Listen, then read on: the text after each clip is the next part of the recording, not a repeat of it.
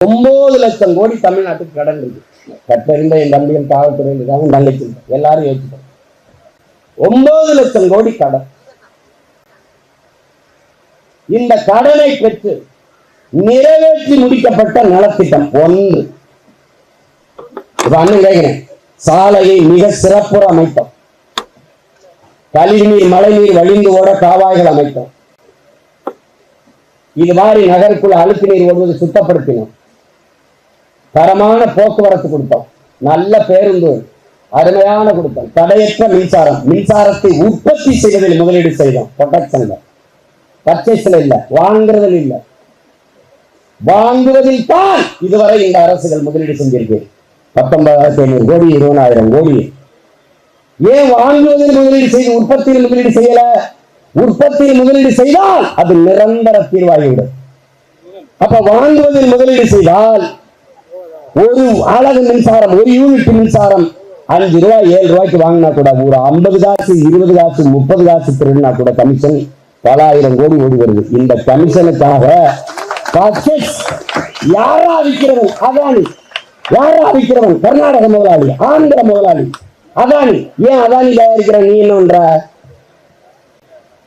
எல்லாம் தனியாருங்க. பள்ளிக்கூடம் அவர் தான் நடத்துவாருங்க, மருத்துவமனை அவர் தான் நடத்துவாருங்க, போக்குவரத்து அவர் தான் நடத்துவாரு, பிளைட் அவர் தான் ஓட்டுவாருங்க, எல்லாமே வருவாங்க. அரசு நீ என்ன நடத்துவாங்க? நான் டாஸ்மார்க்க பிரமாதமா நடத்துவாங்க, சாராய கடை சிறப்பா நடத்துவேன். உன் மனசான்ற சொட்டு சொல்லு. இதே போராட்டத்தை போல டாஸ்மார்க் பணியாளர்கள் ஒரு நாள் இந்த மாதிரி உட்கார்ந்து போராடினாங்க, கடையில வியாபாரம் நடக்கலைன்னா 1/2 மணி நேரத்துல பேசி பிரச்சனை தீக்குமா இல்ல?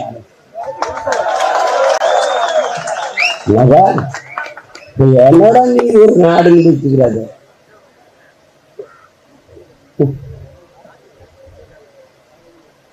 மக்களின் பிரச்சனையை கேட்டு இந்த பிரச்சனை பாரு, ஒரு அரசு பாரு, அரசு நீங்க நினைக்கல போலீஸ் நம்மளை பார்த்து நீ அடிச்சு உடுச்சு போலீஸுக்கு பார்த்து, போலீஸ் அரசாங்கம் நமக்கு பயப்படுது. மொத்தமா கூடிட்டாங்கன்னா என்ன பண்றது தெரியாம அந்த கரூர்ல தடுக்கிற, ராமநாதத்துல தடுக்கிற, மதுரையில தடுக்கிற, ஆனா அங்க தடுக்க ராத்திரி எனக்கு சொன்ன போட்டானே, ஆனா இங்க பாருங்க போராட்டத்துக்கு ஒரு எல்லாரையும் அடிச்சு விடுங்கிறாங்க, ஒரு மண்டபத்தை அடைக்கிறாங்க. அப்படியா போடுறா? யாரா அங்க இருக்கிற அதிகாரி? ஆனா போக வாங்க மாட்டாருன்னு இது பண்றது என்ன தேவன் நடக்குது. சரி, நம்ம ஆட்சியாளர்களுக்கு நம்ம சொல்றோம், போராடுறது எங்களுக்கு பொழுதுபோக்கு இல்லை. எங்கள் தலைவர் எங்களுக்கு கற்பித்ததா, மிகது பிரபாகரன் அவர்கள் எங்களுக்கு கற்பித்தது, மற்றவர்களுக்கு வாழ்க்கையில் எப்போதாவது போராட்டங்கள் வருகிறது, நமக்கு வாழ்க்கையே போராட்டமாக மாறி நிற்கிறது. போராடினாலும் சாவோம், போராடாவிட்டாலும் சாவோம். ஆனால் போராடினால் ஒருவேளை வாழ்வதற்கு வாய்ப்பு இருக்கு. அதனால் போராடிட்டு சாவோம். நாங்கள் சாவதற்காக போராட்ட களம் வந்தவர்கள் அல்ல, எங்கள் உரிமையை பெற்று சாதிப்பதற்காக இந்த களத்திற்கு வந்தவர்கள்.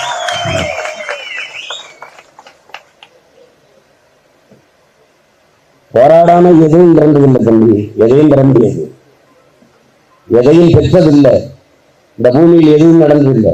இத்தனை மாறுதல்களும் இவ்வளவு வளர்ச்சியும் இந்த பூமி கண்டிருக்கிறது என்றால் புரட்சியாலும் போராட்டங்களாலும் தான்.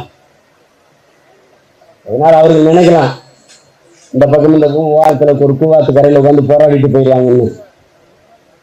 நீ விட்டுட்டு இந்த பிரச்சனையை போனாலும் நான் விட்டுட்டு போறதா இல்லை. இங்க பேசின எல்லாம் என் தம்பியெல்லாம் கூட சொன்னாங்க, அந்த 5000 ஏக்கர்ல ஏர்போர்ட் கட்டுறதுக்கு அவங்க அண்ணே அண்ணே போய் நிம்மதியா படுப்பா, ஏர்போர்ட் என்னை தாண்டி தாப்பா கட்டணும். ஊர்ல எல்லையில ஐயனார் கற்பனை சாமி தெரியுங்களா, அதுக்கு அது 5 அடியில தான் 6 அடியில அறுவாலத்துக்கு நிற்கும்.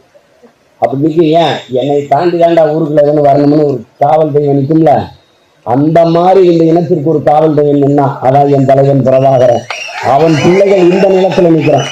என் மண்ணுக்கு மக்களுக்கும் ஒரு இடர் ஒரு துயர் என்றால் எங்களை தாண்டிதான் தொடரும். பாதகம் செய்பவரை கண்டால் நாம் பயங்கொள்ளலாகாது பாப்பா, மோதி மிதித்து விடு பாப்பா, அவர் முகத்தில் உமிழ்ந்து விடு பாப்பா. அண்மை செய்திகளை உடனுக்குடன் தெரிந்து கொள்ள இணைந்திருங்கள் இயம்நாடு தொலைக்காட்சியுடன்.